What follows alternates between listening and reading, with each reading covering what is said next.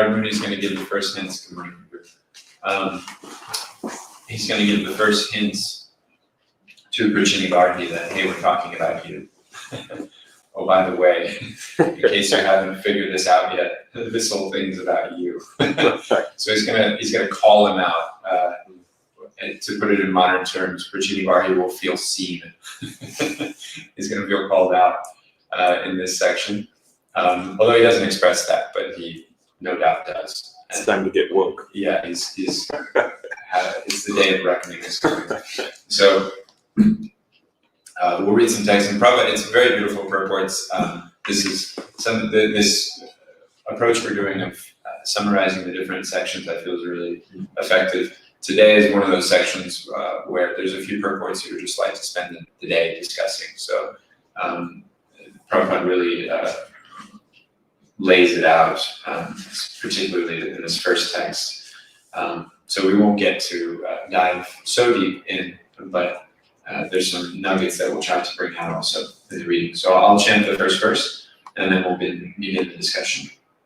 Jai Chakratubhir Ghorher Dikshita Pashumarakai Devan Pitrin Botapatin Narakamo Yathabhavan.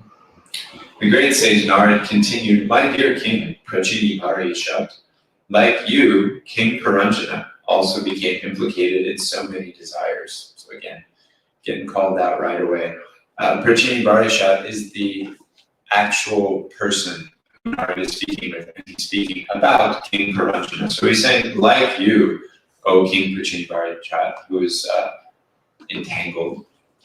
Paranjana also was implicated in so many desires. Thus, he worshipped demigods, forefathers, and social leaders with various sacrifices, which are all very ghastly because they were inspired by the desire to kill animals. Excuse me. Prabhupada lays down the purport. In this verse, the great sage Narada discloses that the character of Paranjana was being described to give lessons to King Prachini Parishat. So he's laying it out there now. If it wasn't obvious before, it is certainly obvious now. It's interesting, sometimes the metaphors given in the Bhagavatam are not so discreet. There's in the pastime of Maharaj Yayati, Ujjval Prabhu brought this up a few days ago in the 9th canto. Also, there's a metaphor given there, and it's about this romantic connection between, it's a very kind of soap opera situation. And then the metaphorical description of it is just about goats. It's the exact same occurrence.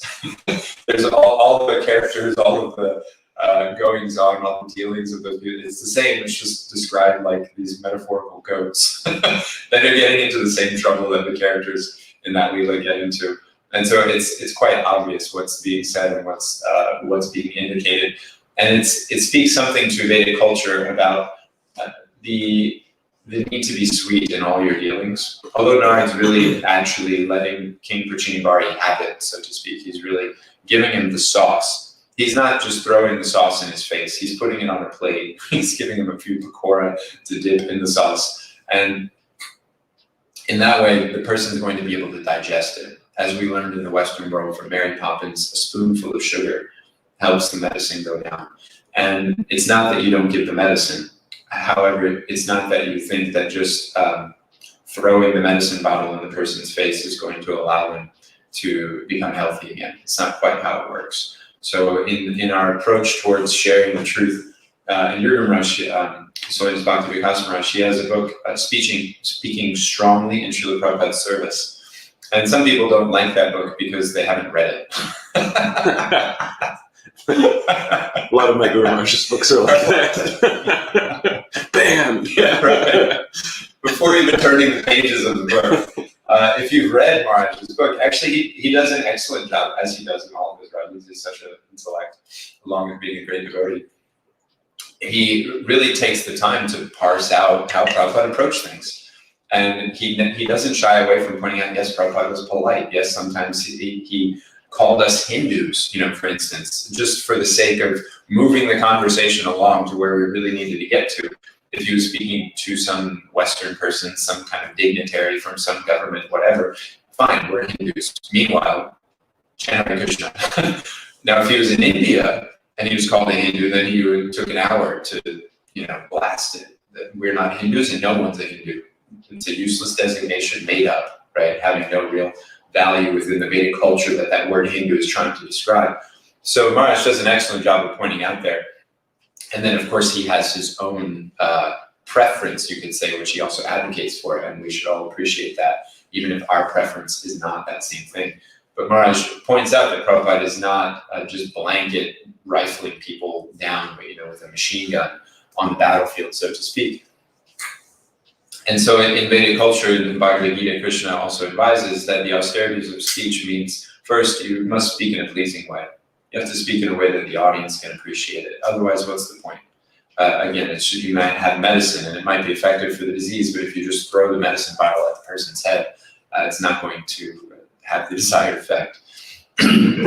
So Prabhupada is pointing out that Narad is pointing out, hey, I'm talking to you, if you haven't picked up on that yet. In this verse, Narad frankly says, like you, Yatha Bhavan, which indicates that King Puranjana is none other than King Prachinivarisha himself. Big reveal. None other than, being a great Vaishnava, Narad Muni wanted to stop animal killing and sacrifices. He knew that if he tried to stop the king from performing sacrifices, the king would not hear him. So again, he's Narad Muni, right? Pure devotee. Everything he does, blessed by the Lord, empowered. But also, Narad Muni is not taking advantage or feeling arrogant, prideful, entitled, whatever the word we would like to choose, that this, lowly, vile, material, mundane king should listen to me no matter what I say and how I say it because I'm the great Saint Narad. This is not his mood. Rather, he's recognizing time, place, and circumstance, Desha Kalapatra, and seeing that, okay, in this particular person's psyche, I have to approach him and have a conversation a certain way. And Narad Muni is Jayadvaita Maharaj gave a wonderful kind of impromptu delineation of all of this when he was asked about preaching. And at exactly this point, actually, because Jayadvaita Maharaj is also another person who's often stereotyped as a kind of, heavy and, speaks straight and etc.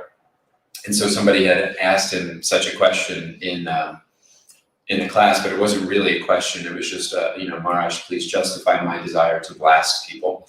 And instead, Maharaj spent 20 minutes pointing out how Narad Muni, who is our paragon of preaching in our movement, who we look to as the prime example, and coming from the pages of the Bhagavatam himself, how careful and expert Narad is at approaching different people in different circumstances. So with Dhruva, the 5-year-old, Narad used a little reverse psychology, which is often the case that what you have to do with children because they don't understand it, but you can't just speak to a child straight. They don't understand the world enough yet. So Narad came to the little boy, he said, don't you just want to go play with your friends? What are you doing out here in the woods? Pretending to be a yogi. You should just go play home. To be a normal little boy, Nintendo and video games and basketball, just go hang out, play, learn to ride a bike. What are you doing in here pretending to be a sage? And Dhruva, his Kshatriya nature, already riled up by the insult coming from his mother-in-law, stepmom, stepmom, not mother-in-law, stepmom, already riled up. This just riled him up more. Now I'm here because I'm going to conquer the universe practically. And either you're going to help me or you're going to get out of my way. Leave me alone or give me some advice. All right, well, whatever. If it suits yourself, I guess. If you want to, this is how I would recommend you go about that. And then Narad initiated him into chanting mantras and worshiping the deity. But that sense of purpose was gained for Dhruva in Narad's association by this little twist of reverse psychology that he gave him. So Narad is, in this circumstance, giving the sauce, again, in a way that Prachinivarisha is able to digest it. So we'll, again, that purport is quite detailed. Prabhupada takes the opportunity to pivot into several different directions, but for the context of today, we'll just take that little snippet from the purport. Moving on to text 12. The king Puranjana, being attached to fruitive activities, karmakanda, as well as kith and kin, and being obsessed with polluted consciousness, eventually arrived at that point not very much liked by those who are overly attached to material things. What is that point? Not very much liked by those overly attached to material things. They're gonna die. Yeah. The time when the material things aren't experienced as so friendly anymore. Now just going back to the languaging of the text 11. Thus he worshipped demigods, forefathers, and social leaders with various sacrifices, which were all very ghastly. Now when we hear this word sacrifices, it's one of those like anachronistic terms. Sometimes anachronism, it sounds outdated, right? Like nobody's performing sacrifice today. We say that. And it's a mistake to say that. Everyone is always performing sacrifice. Bhaktaram yajna tapasyam. Krishna says, everyone is doing some form of yajna. And it's all ultimately benefiting me. So as practitioners of bhakti, we have to be asking ourselves, what is that yajna that I'm performing? What is that yajna that others are performing? So, for example, to bring it into the modern context, what we say, King Prachini Paranjana rather, was worshiping forefathers, social leaders, and demigods. Well, I don't worship the forefathers. That's something that Hindus do, and they offer kinda. No, you just paid $40 to do your Ancestry.com, layout. That's also worshiping the ancestors, right? That's a yajna. That's a sacrifice. You paid that money. You're spending that time. You're doing that kata. Oh, I'm from Polynesia, actually. I thought I was Irish. Oh, I'm from Africa. I thought I was European. And you're telling your other relatives and they're getting theirs, and then you're piecing them together. That's we could say, perverted reflection of the Vedic version of worshiping the ancestors. Oh, social lead, we don't have monarchs to worship anymore, so I'm not doing that. No, every article you read about Trump or Biden or et cetera, is a sacrifice. You're giving your time, you're giving your energy, you're giving your attention. Maybe you also pay for that thing with some money. But your time is much more valuable, as is the thrust of the discussion today. And so that's also a sacrifice. We're every moment having to trade something for something else. My wife, Vrindavani, she has a very clever, memorable way of putting it. She says, every position has its price. And this is her realization coming here to Ypsilanti, because she's very excited to be here, and she's very happy to be here. And still, she misses Mayapur, she misses Alaktra, she misses the comfort of home as she grew up in it, and all the wonderful devotees and associations she had in those places, and the kind of easygoing, natural Krishna conscious lifestyle that's available there. Whereas in Ypsilanti, where not so many people know about Krishna, you got to work for it a little more, right? And things aren't so easily laid out, et cetera, et cetera. So she's noting how every position has its price. Because when she was in those places, also she was feeling, well, there's too many devotees, and I don't have any connection, I don't have any studios. So it's everywhere. There's some sacrifice to be made. There's some advantage and there's some disadvantage. And so we're always making sacrifice, and we should recognize this, even if in the Vedic sense, we're not, lighting, pouring ghee on the fire, chanting mantras from the Rig Veda. And those, yes, definitely are the sacrifices being mentioned in this verse, but we can expand that principle out. We have to be able to recognize the dynamic working in our lives and the lives of other people, right? The people going to the gym, sacrifice. The people going to school, sacrifice. The people going to work, sacrifice. They're giving something. They're offering their energy, their valuable human form of life for some effort. So then just to help the person recognize the best place to place your effort is in the realm of Krishna, is in the association of his devotees. Not that you stop working, but give a little of that cash to the temple, right? Take the skills that you have in that labor and use it for the devotees and the expansion of the mission. And in that simple way, Prabhupada said about the college students, he said, let them do what they like, but show them how to do it for Krishna. This was his formula. Don't go to a college kid and say, your whole life is useless. You've wasted it. They don't want to hear that. They worked hard. They sacrificed a lot to make it to U of M or Harvard or wherever they're at now. And then just, you and your bed sheet and your shaved head, you walk up to them and say, your whole life is useless.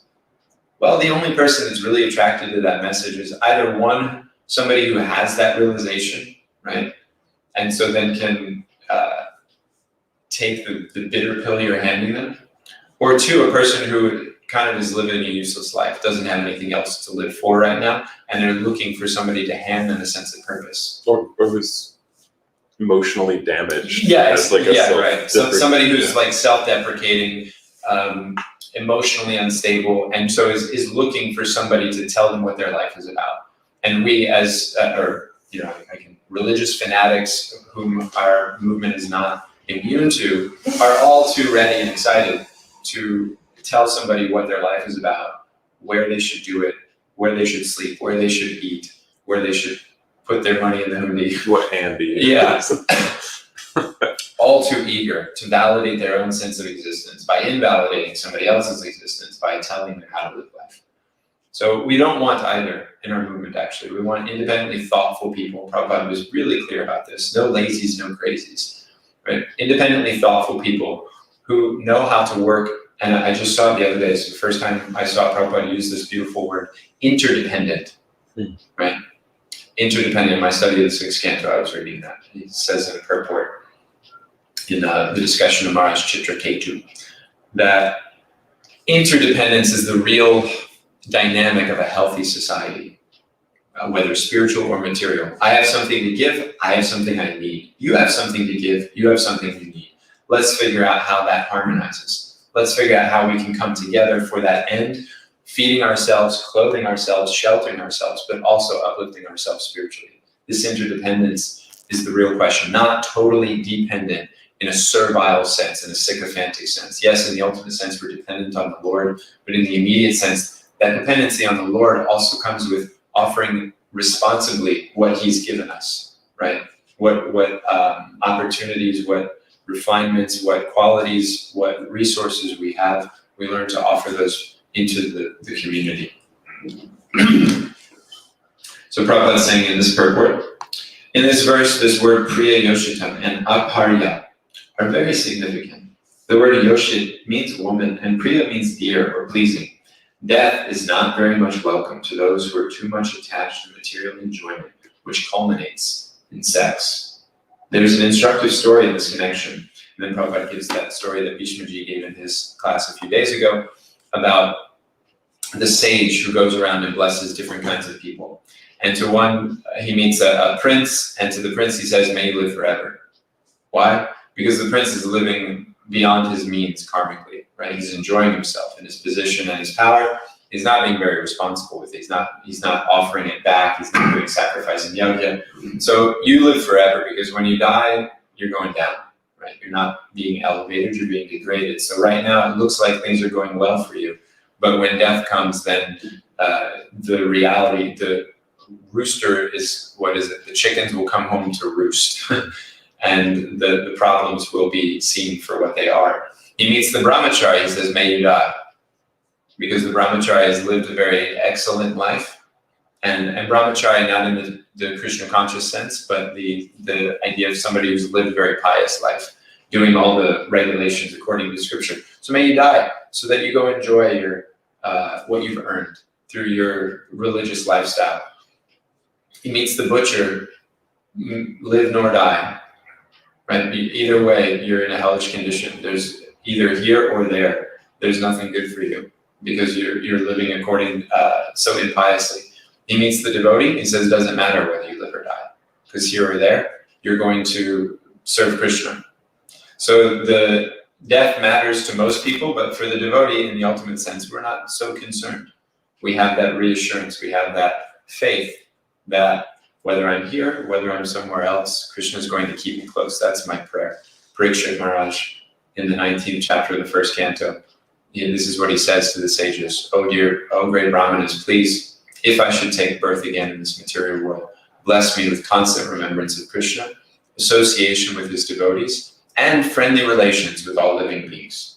He throws that in there. Right? I don't want any enmity towards anybody. I don't want to like or dislike any group of people, for or against any condition in this material energy. Let me have friendly relations with all living beings, so that I can be pacified in my experiences, and otherwise hang out with Krishna and his devotees.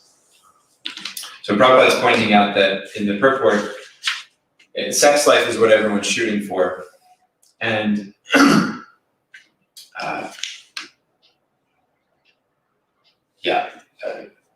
the last section here. Such sensualists are never prepared for death. They simply want to live on and on and on and extend their life by so-called scientific advancement. Some foolish Russian scientists also claim that they're going to make a man immortal through scientific advancement. Under the leadership of such crazy fellows, civilization is going on. Cruel death, however, comes and it takes away all of them, despite their desire to live forever. This type of mentality was exhibited by Hiranyakashipu, but when the time was ripe, the Lord personally killed him within a second.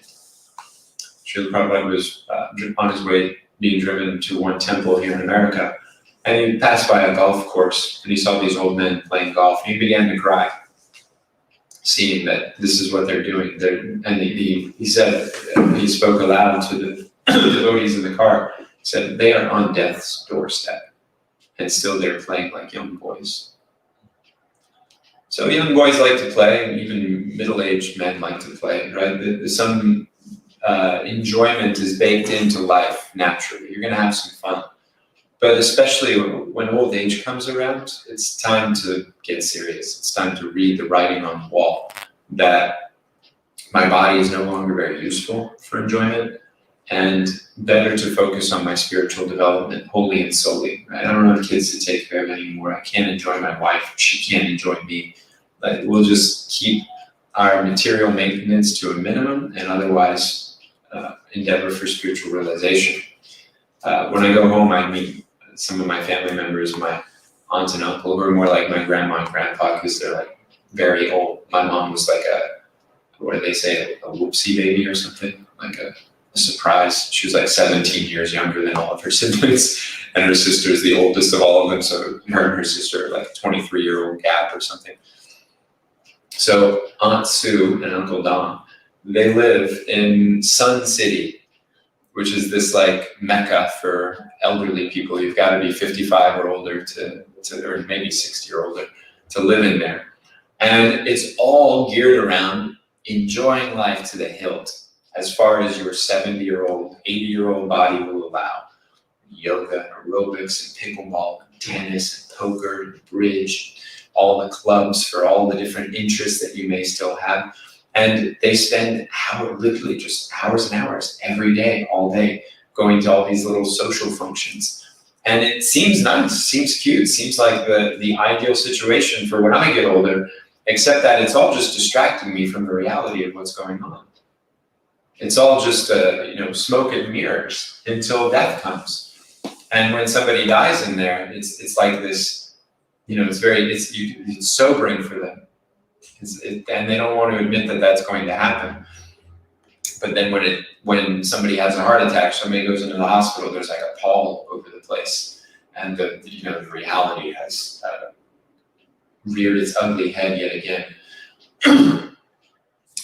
There's descriptions of the subterranean heavenly planets where you can be an atheist and still be pious, and so those types of people enjoy heavenly planets, but they're subterranean, like kind of hellish at the same time.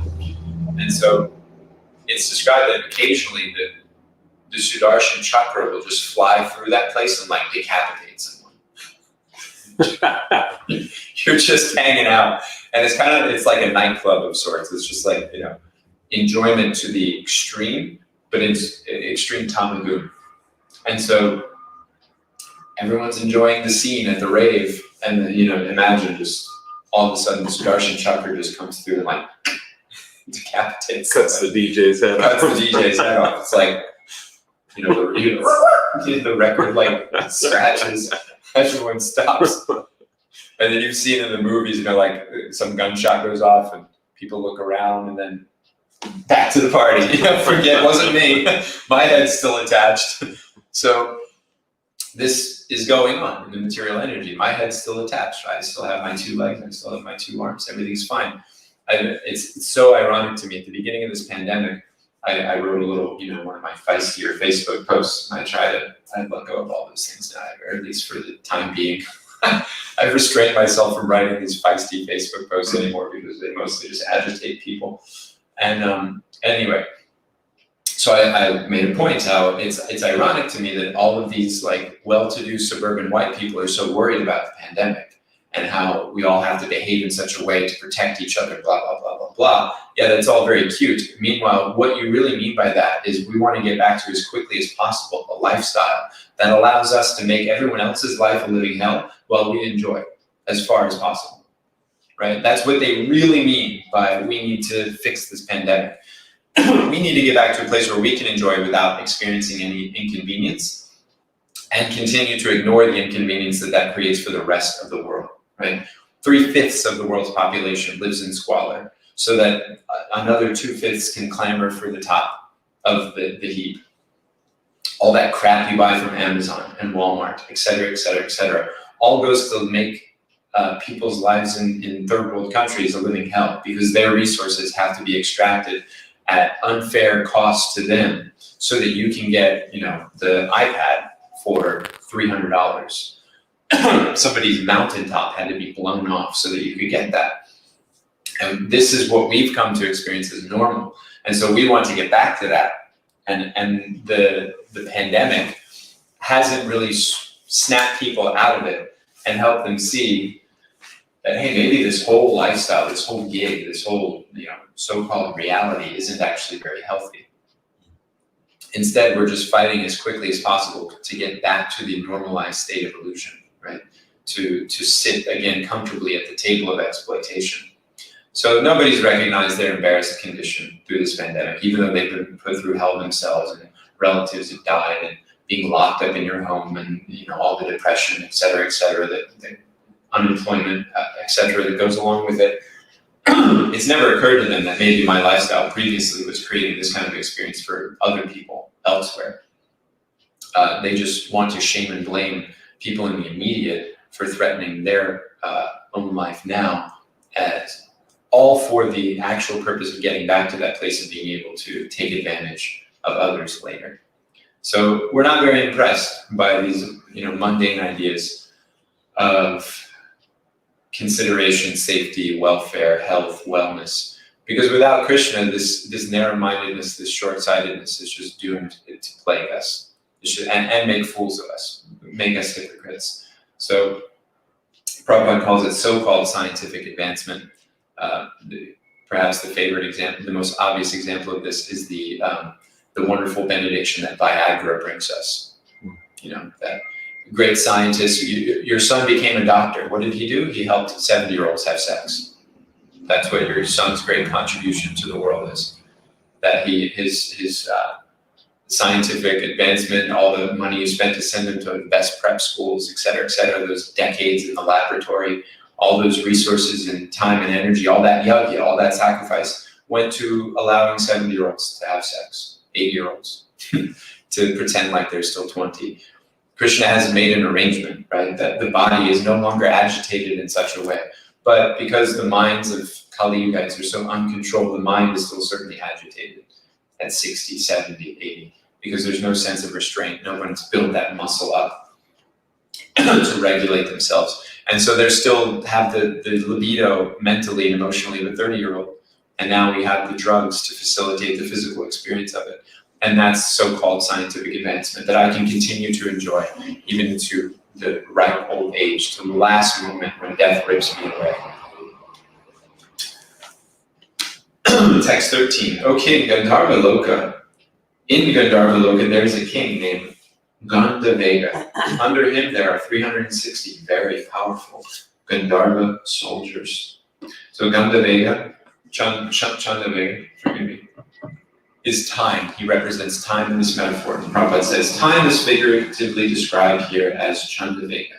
Since time and tide wait for no man, time is herein called Chandavega, which means very swiftly passing away. As time passes, it is calculated in terms of years. 1 year contains 360 days by the lunar calendar. And the soldiers of Chandavega herein mentioned represent these days. So Chandavega is here, and he has his 360 very powerful Gandharva soldiers. Along with Chandavega were as many female Gandharvis as there were soldiers, and all of them repetitively plundered all the paraphernalia for sense enjoyment. So Pranjana's kingdom is being attacked by Chandavega and his 360 very powerful soldiers day, and then the ladies represent night. So day and night. Daytime, the man is fighting for his way in the world, and at nighttime, he's being wooed and distracted by his woman. Let's sleep comfortably, let's enjoy sex life. Next day, back out into battle with the other men, gets back home, takes shelter and comfort in his wife for sex and sleep and some tasty food. And this is considered to be a happy existence. If you can manage to battle it out 365 days a year in our solar calendar, and go home to some pretty consort who cooks something for you and you sleep comfortably with, pretty good. You did it all right, as my father would say. You did all right. So this is not all right by our Vedic standard, by the culture of Krishna consciousness. And there's a verse, I don't know if it's this purport. No, it must be, yeah, it's coming. Oh, no, it is this purport. Prabhupada quotes a famous verse in the second canto, third chapter, text 17. Ayur harati vaipumsam budyan astam chayam naso. This is saying that every rising and setting of the sun that passes with each day steals away the existence of a man, except for a person who is situated in Krishna consciousness. Only a person who has done something towards their eternal realization has made real progress. And everybody else is like a hamster on a wheel, just kind of looking like they're doing something, but actually samsara is going on, the eternal cycle of birth, old age, disease, and death. We may be at the top of the Ferris wheel today, but tomorrow we'll be back down there with the carny. We'll have to pay our 5 tickets again or get kicked off the ride. So the rising and setting of the sun are metaphorically given here in the presence of the soldiers and the soldiers' consorts, and everyone is plundering Puranjana's kingdom. When King Gandharvaraj, that's Chandavega, and his followers began to plunder the city of Puranjana, a snake with 5 hoods began to defend the city. We've heard of this snake before. This is the prana, the life air. So the life air is circulating in the body, and the life air is really the one who's doing the battle, so to speak, that I'm in this physical body, and as long as my life airs are maintained, I'm fit to fight. I can keep going. But when the life air leaves the body, that's when the soul will also leave the body. The 5-hooded serpent, the superintendent and protector of the city of King Puranjana, fought with the Gandharvas for 100 years. He fought alone with all of them, although they numbered 720, so 360 plus 360 is 720. Prabhupada says, one has to fight these soldiers throughout one's lifespan, beginning with birth and ending with death. This fight is called the struggle for existence. Despite this struggle, however, the living entity does not die, as confirmed in Bhagavad Gita. Prabhupada quotes 220, for the soul there is never birth nor death, nor having once been, does he ever cease to be. He is unborn, eternal, ever-existing, undying, and primeval. The soul is not slain when the body is slain. So famous point, but we can't hear it enough, that we are not these bodies. And if one is having a hard time in their Krishna consciousness, I found this actually, sometimes we feel like we've heard this statement one too many times. That I'm not my body, I'm not my body, I'm not my body. I get it, I'm not my body, but my body's giving me so much problem. And so then the pendulum swings the other way and we focus so much on I need proper sleep and I have to eat this and I have to live here and we have to drink that and these vitamins and send my kid to that school. The pendulum kind of swings the other way. So I've experienced actually that when it's time to get out of bed, if I say I'm not my body, it's easier to get out of bed. At those moments when the body is demanding attention for itself and you know that there's something better to be doing than giving the body what it wants, staying in bed, taking the hot shower, eating too much, whatever it might be, you just tell yourself in your mind, I'm not my body. And it creates a healthy, immediately there's a disconnect, there's a split between the emotions that the body is churning up inside of the psyche, the consciousness, and the reality. There's that I have something more that I'm living for. I'm not my body because I'm the soul. And my soul needs me to get out of bed right now. So I can chant some good rounds in the morning and have that clarity throughout the rest of the day. And so I'm going to get out of bed. I'm not my body. My body's warm, but the soul is cold because the soul needs some connection with Krishna to really feel good, to really feel warm. So let me do that. And then once we do that, we've never felt bad. once we've actually gotten out of bed. We've never felt bad once we've opened the Bhagavatam, once we began chanting our rounds. But to get us to that spot takes some buddhi, takes some intellectual strength, some bala buddhi. And so these phrases, which we've may have become hackneyed in our experience of reading them in purports. Okay, you're already sitting there, you're already reading the purport. So at that point to hear you're not your body is not so exciting. But to remind yourself when there's a tough decision to make regarding your daily schedule, your daily habits and behavior, that's a good time to tell yourself, hey, you're not the body. Text 17, because he had no fight alone. Because he had to fight alone with so many soldiers, all of whom were great warriors, the serpent with 5 hoods became very weak. Seeing that his most intimate friend was weakening, King Puranjana and his friends and citizens living within the city all became very anxious. Prabhupada is quoting Bhaktivinoda Thakur. In this regard, Srila Bhaktivinoda Thakur has sung Vridakala Alo Shavashuka Bhagala. When one becomes old, it becomes impossible to enjoy material happiness. Generally, people think that religion and piety come at the end of life. And at this time, one generally becomes meditative and takes to some so-called yogic process to relax in the name of meditation. Meditation, however, is simply a farce for those who have enjoyed life and sense gratification. As described in the 6th chapter of Bhagavad Gita, meditation is a difficult subject matter that one has to learn from youth. To meditate, one must restrain themselves from all kinds of sense gratification. Unfortunately, meditation has now become a kind of fashion for those who are overly addicted to sensual things. Such meditation is defeated by the struggle for existence. Sometimes such meditative processes pass for transcendental meditation. King Puranjana, the living entity, being thus victimized by the hard struggle for existence, took to transcendental meditation with his friends and relatives. Prabhupada is pointing out that meditation has also just become a kind of sense gratification. And this is what people mean by mindfulness. What people mean by mindfulness, let me become aware of what's available to enjoy in this moment. Let me become appreciative of the apple I have to eat, rather than hoping or wanting or wishing I could have an apple pie right now.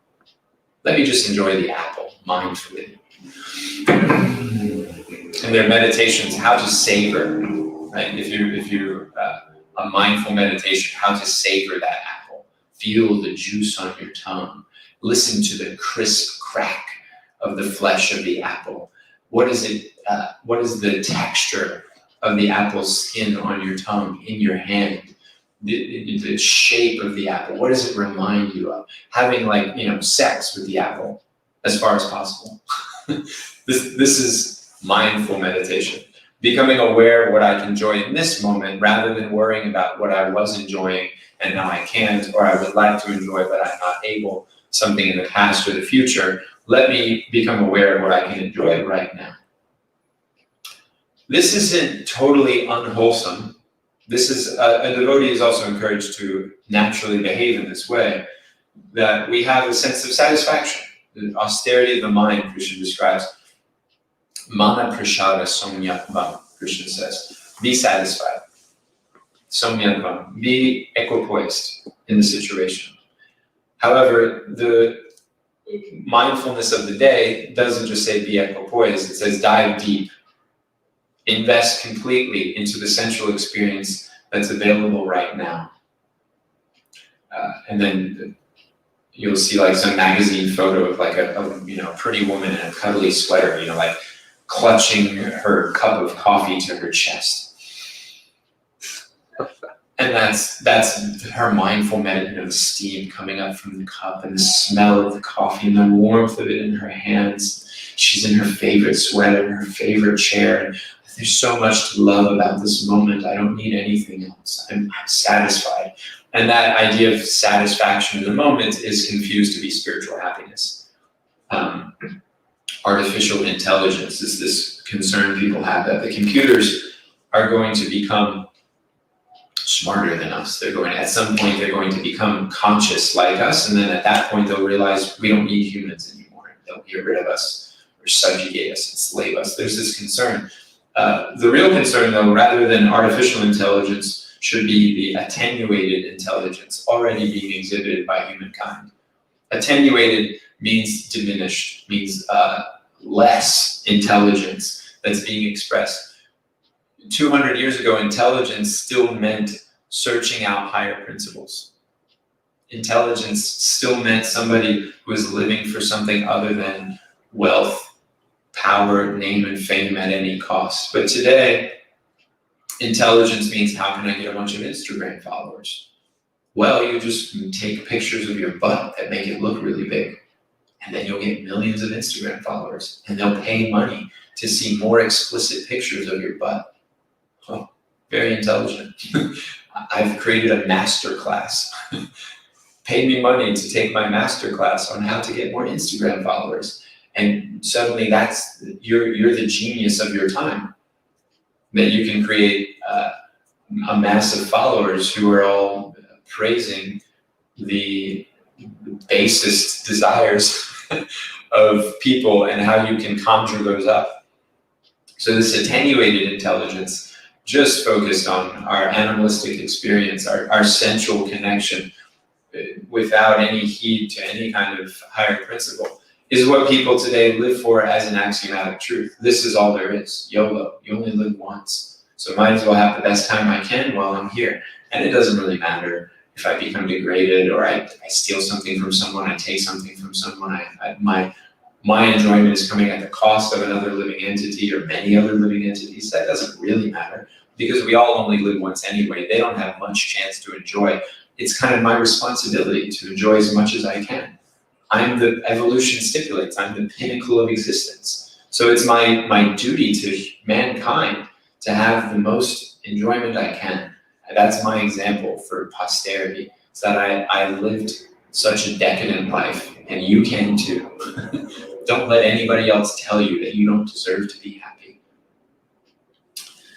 Because he had to fight alone with we read this text. So, concluding text for today, King Puranjana collected taxes in the city known as Panchala, and thus was able to engage in sexual indulgence.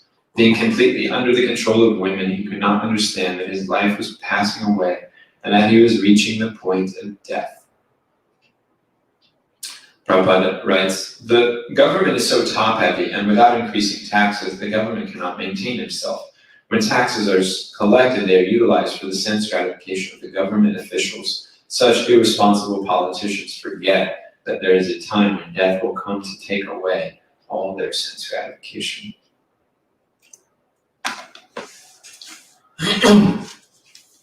Yad charity shreshtas, what a common man does is what the great men are doing.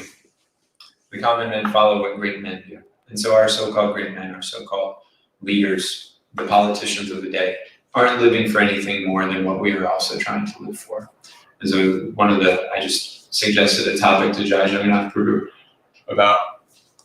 for our Rise podcast on Bodhika. And the title of that is The Politics of Porn, the effects of our licentious leaders. Licentious means like sexually indulgent or irresponsible. So, okay, you tell like a 7th grader, you shouldn't watch porn. Okay, well, our president paid a porn star to have sex with him and then paid her to not tell anybody about it. So if the president of the United States is like hanging out with these kinds of people and doing these kinds of things as a married man, what message is that sent to the 7th grader who's being told by mom or dad or, the social worker who comes to their school or whatever and says, don't watch porn? Okay, don't watch porn. Try to like get to the level where I can just interact with the porn stars directly. Is that the real goal of what I'm doing here? So the messaging coming from our leaders, the messaging coming from our politicians, from our athletes, celebrities, etc., is where the common people get this idea that you should enjoy to the hilt, and that's what life is about. Because we don't see them living for anything more or better than that themselves. And so if life is about striving to attain those positions and all they're doing in those positions anyway is enjoying, why take on the responsibility of any of those statuses, I'll just enjoy from where I'm at. I have my account for Netflix and Amazon Prime and whatever porn accounts people have, and I have my Grubhub and DoorDash to bring me I'm just hang out here in my home, click for my job, click for my enjoyment, and click away my life. And this is the accepted experience of human achievement these days.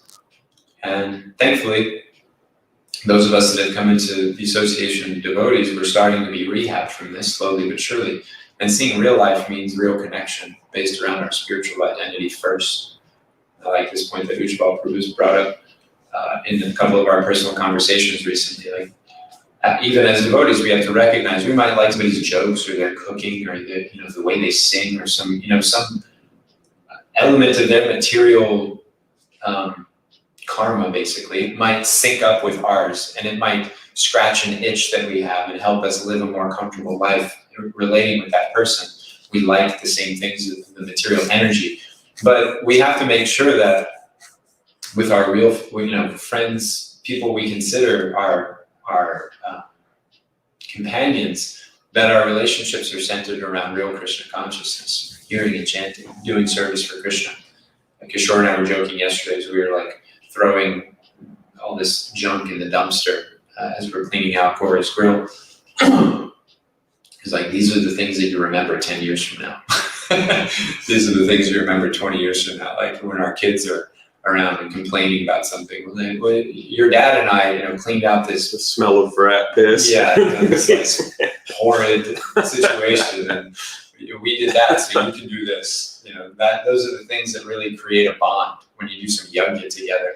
Band of Brothers, this movie that came out some years ago about some guys that fought in World War II. It's like you go through an experience like that. That was a carterization of that relationship, even on the mundane level. What to speak of transcendentally when we're doing yajna together, we're really fighting for the cause of Krishna and Mahaprabhu and Prabhupada, our Guru Janas. We're really giving some effort for them. You remember that. And you create connection and feeling experience. Like Purna Avatar, he and I were having a talk the other day. I've never met this guy in person, but we have such a deep connection already. We feel like we've been friends for a lifetime because our connection is based on the Bhagavatam and our service, and particularly this work with Bodhika.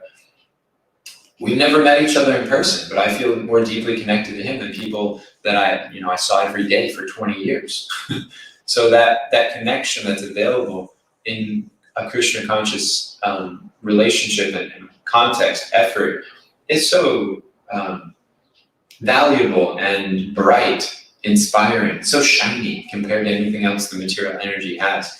So we just have to put ourselves in a place where we can see that shininess of the Krishna conscious opportunity, and then it's not so hard to choose it. But oftentimes, especially when we're first becoming sadhakas, first becoming serious, it's hard to create a context where we're reminded of the shininess of Krishna consciousness regularly enough to do it. So that's the task for anybody out there who doesn't feel themselves yet regularly experiencing that Krishna magic in their life. You've got to figure out where to stand, so that you get that perspective. The sun may be there, but we could be standing in the shadows.